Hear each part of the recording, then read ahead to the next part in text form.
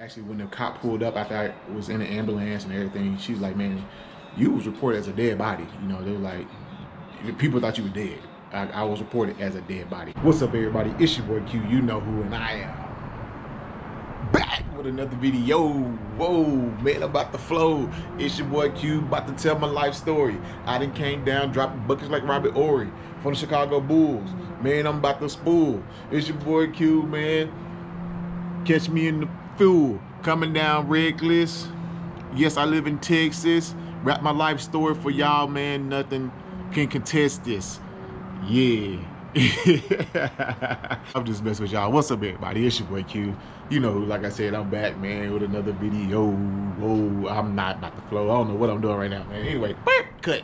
So today, man, it's a video I've been contemplating about doing for a long time now. Wasn't really sure. Actually, let me show y'all what I'm at really quick. So I'm back outside behind the area where I live, my apartment complex here. And actually, it's a very nice day outside. Supposed to be getting pretty ugly here later on this week with rain and stuff, but I thought it was gonna be cold today, and actually it's not. So it's gonna allow me to do something to Red actually that I want to do. So that's a good thing. So I'm gonna actually shoot 2 videos today. But anyway, so this is one of them. So yeah, my life story, man. Let's go ahead and talk about who is Q, the man behind the camera. Man. I debated doing this video for a while. I almost didn't do it because I just like, man, people really want to hear about who you are and all that stuff. And, I mean, I like got some good feedback, and I like, well, you know what? Let's just do it so y'all can basically get to know me. Cause y'all know Red, y'all probably know Red more than y'all know me. So let's start, man. So it all started in my mother's womb. That's where Q originated from. I'm just playing, man. I am born in Mississippi. I'm about to say Mississippi, Texas. No, born in Mississippi. The place I am from in Mississippi has about, man, probably like 20 people or so, man. Probably less than that. So I heard somebody saying, hey, I am outside, so if y'all hearing a lot of ambience noise in the background, I apologize. Yeah, about 20 people. It's called Panther Burn, Mississippi. Look that up on the map. It's in small part of Mississippi, man. It's more cotton, I ain't gonna say cotton field, more fields than people, man. It's out there. So born there. My mom decided to move to Texas when I was about 9 years old. And actually, it's a funny story. When she first told me we was moving to Texas, I did not want to come because what I knew from Texas was cowboys, not football cowboys, cowboys, like, yeah, Western, you know? So I didn't want to move because like, I don't want to wear a cowboy hat. I don't want to wear cowboy boots, and I don't want to ride a horse to school.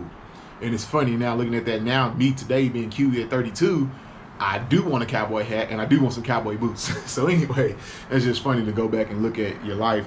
Basically took a whole leap of faith, moving from Mississippi to Texas. That's going from small country to big city. So she basically packed and moved everything with my pops. And actually my pops is my stepdad, but he has been around since I was born. So he's actually like my pops, and my biological father, I do know of. We talked before.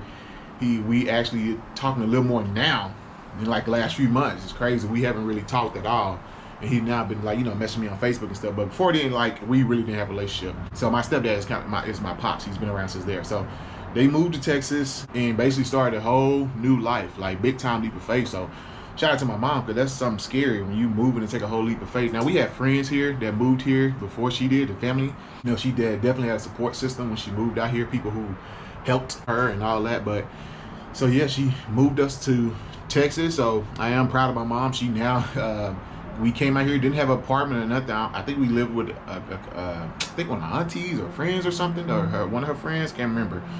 And she came out here with nothing. Now she has a house and she just bought a dream car. So shout out to my mom. I'm proud of my mom, man. Moved to Texas. I'm here. When I first get to Texas, first thing I noticed, I was looking up in the sky and there was a lot of lights moving. I remember talking to my uncle, I was like, man, you know, I thought there was stars. And I'm like, why are there so many moving stars out here?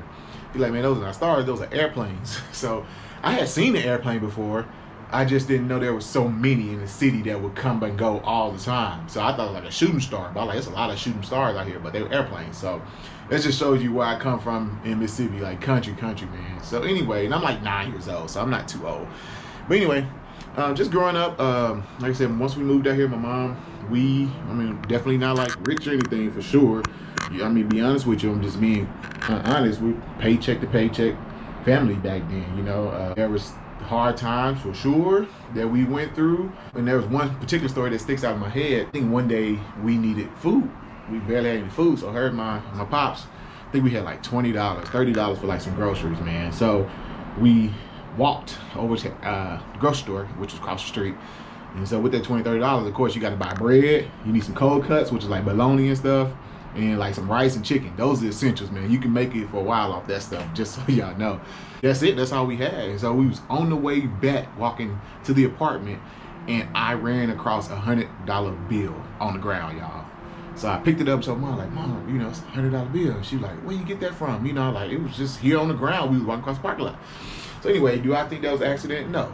Do I believe in God? Yes. Do I believe that was an act of God, like faith? Yes. I mean, to this point where I've been in my life, I wouldn't have been here without God. So that's just a small story I remember. Hi guys, what's up? So this is like a video plug about my childhood story. I am in different clothes. Reason being, I did leave out a part purposely. I didn't know how my mom felt about me telling the story, but I just talked to her, just on conversation, told her about it, and she's like, oh yeah, she's like, feel free to share. That's my testimony, and we want the first ones to go through something like that. It won't be the last. So, but yeah, I do remember recalling that at times, like, we did lights cut off, electricity got cut off, water was cut off, stuff like that. So there were days where we didn't have water and electricity. So like I said, I left that out just because I wanted to share it, but you know how she felt about it.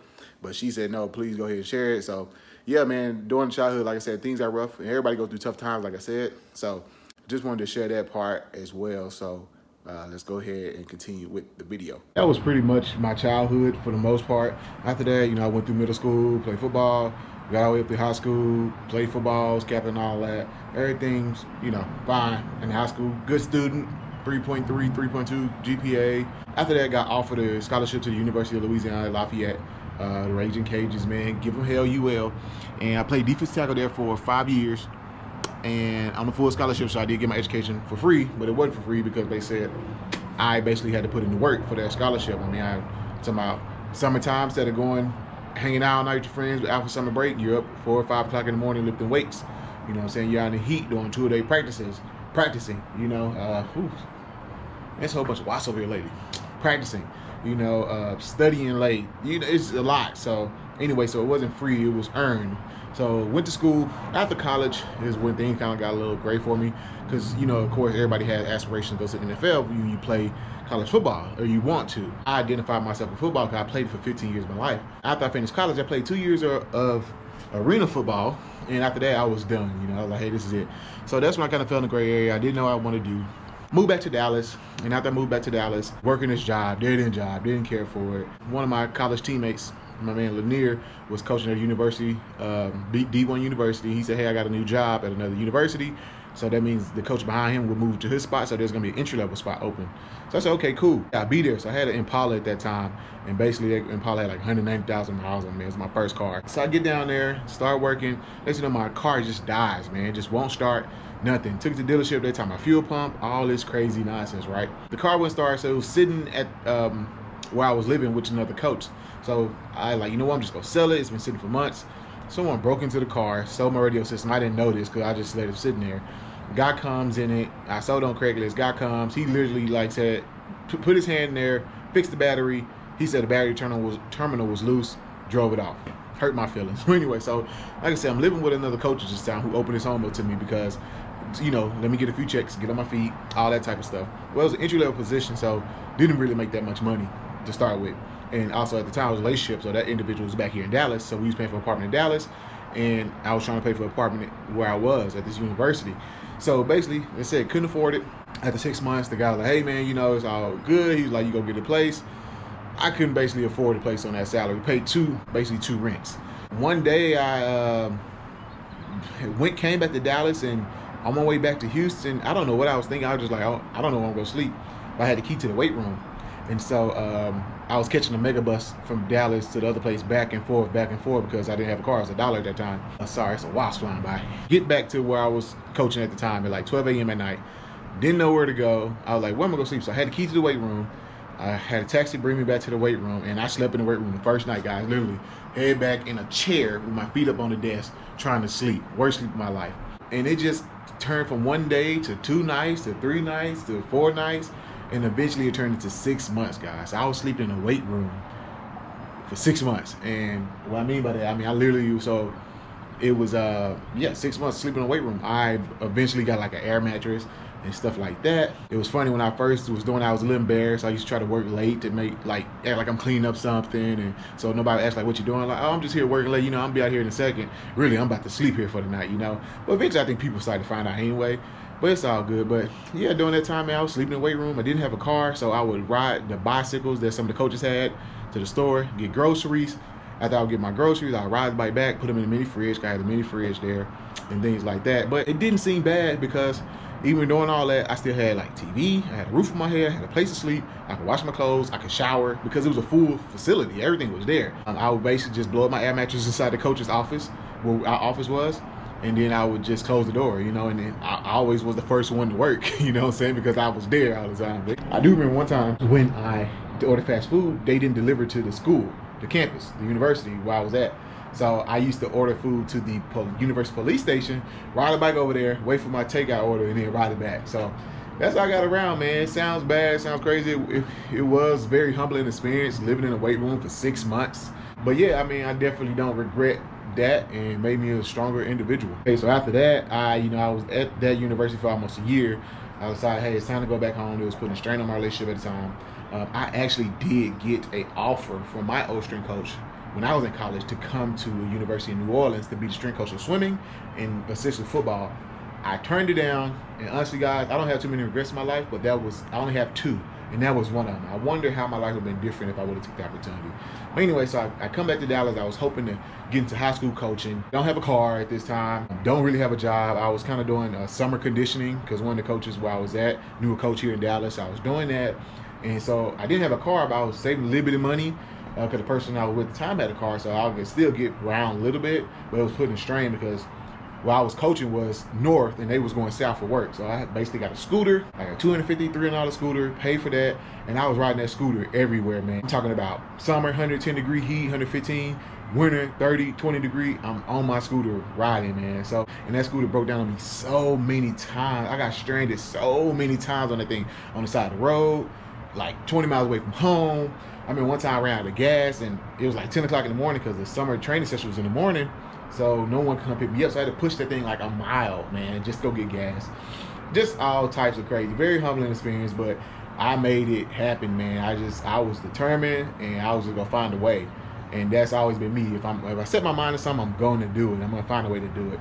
That job in, I'm taking my test to become a certification to coach and teach football. In Texas, you have to be able to coach and teach how to teach the subject. So I studied for social studies, failed it 3 times, didn't pass it. So I had to find some work. So I got into a temp job at the company that I'm currently still at now.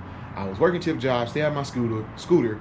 The relationship I was in was, it just didn't work. We went our separate ways. We just didn't work for each other, you know, and that's fine. I'm married now. That person is remarried, I believe. Or not remarried, is married now. So just didn't work and it happens. That's okay. But anyway, so now I'm working a temp job. I still have my scooter. I actually moved into, not my own apartment. One of my friends, he had an apartment in the same complex where I lived. He was now with his, I guess now wife. So I basically moved to his place. I still remember carrying all my boxes across the whole apartment complex, like 2 o'clock in the morning by myself. I move in there. I'm still working temp jobs. So now I just get focused and start grinding, man. And I was basically doing this temp job. They were hiring to permanent. So I just made sure I was one of the top candidates. And I was. They brought me on full time. So now I got a full-time job. Still got my scooter. But I mean, I just worked, man. I remember even they used to offer overtime, and I took every bit of overtime they offered. Every time there was overtime, I was taking. I even asked for overtime, like, hey, y'all got something I could do when there wasn't overtime. Excuse me. Wow, shoot. Let me go on the other side. Hold on. So on overtime, someday you work Saturday morning. I would get up at 5 a.m., ride my scooter to work, and do the overtime, man. And even with my scooter, once I was by myself, when I used to have to go to the grocery store, I used to go to the grocery store on my scooter, put my groceries on my handlebars on my scooter, and ride back home. Now, it wasn't that far, but if you ever try to ride a motorcycle with bags on the handlebars, sketchy, bruh. Let me tell you, super sketchy. So I rode that scooter for about a year. That's the only transportation I had for a year. It gave me so much trouble, man. Her name was Trixie. I always had to make tricks to get her to play, get her to run right. So anyway, I kept working. So now I got perms. So I'm saving money now, trying to fix my credit and all that stuff. A friend had a motorcycle, and he wasn't using it. He was sitting there like, hey man, how much you want the motorcycle? I think he was like $700. Oh, 1986 ZX9R. So I bought it. Bought that, got rid of the scooter. Story about the scooter, man, last time I rode it, I was on my way home, it caught a freaking flat, and I drove it all the way home on a flat tire, like down the sidewalk through neighborhoods just to get it home, man. Oh my goodness. So anyway, I bought the motorcycle. Now I got a motorcycle, at least I can go farther now, you know, because there were sometimes with my scooter, I had to miss like events in my mom's house because she's like 35, 40 minutes away, and I didn't have a ride over there. The scooter wouldn't go make it that far. So I had to miss, like, I think Thanksgiving one time I was by myself, man, but maybe it was one day, I know for sure, Thanksgiving, Christmas. Anyway, now I'm still riding for, I think I had motorcycle for like a year and a half, 2 years as my only transportation. So again, winter, 20, 30 degree weather, 19 degrees, I'm riding. Summer, 110, 115, I'm riding. You know, that's how I got around. Going to the grocery store, same thing. Put my groceries on my handlebars and I rode my motorcycle. And if the weather was bad, I just walked to the grocery store, or for work, I had a friend at the time who was helping me out, pick me up, or I would just ride the bus. So actually, when I got my scooter, I met Brielle when I had my scooter. And that was so special about Brielle. Like, most women now have all these crazy, you gotta have a job, you gotta have a house, you gotta have a car, you gotta have good credit, you better have this much, you better make this much money.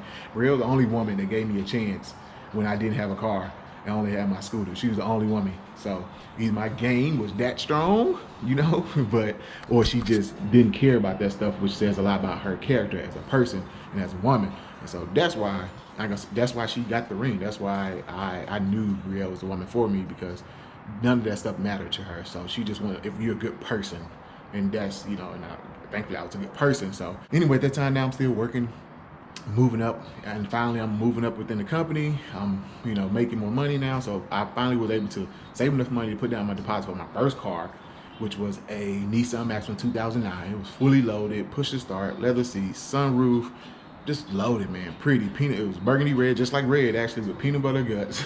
That's like tan interior, guys. So I had that for like, so now I got a motorcycle and a car.